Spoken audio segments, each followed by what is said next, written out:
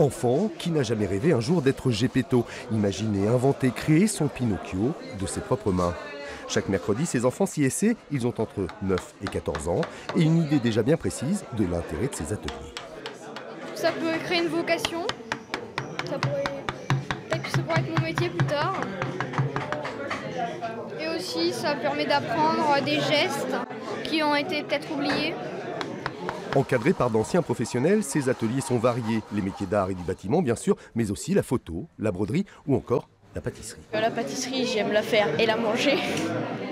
Et la taille de pierre, c'est qu'il y avait... c'était pas pareil, j'avais plus l'impression d'être bien avec le matériau. La transmission, la clé de la formation chez les compagnons du Tour de France. Du CAP à la licence pro, c'est toute une filière d'apprentissage qui est en place dans ce centre universitaire européen. Un concept qui séduit et qui remet en valeur les métiers manuels.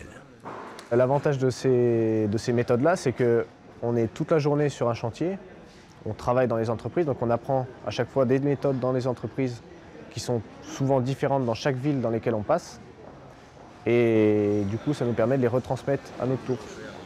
Une spécificité bien française qui attire au-delà de l'Hexagone. Dans mon pays d'origine, c'est pas possible. Enfin, en France, la tradition est encore assez bien ancrée, mais disons qu'aux Pays-Bas, c'est plus ou moins disparu, quoi, le compagnonnage. J'apprends beaucoup sur mon métier, et après on en arrive à un stade où on apprend aussi aux autres. Et ça, c'est très intéressant, je trouve. Ce centre européen de formation spécialisé dans l'éco-réhabilitation du patrimoine forme chaque année 6 à 700 stagiaires, dont une cinquantaine d'itinérants.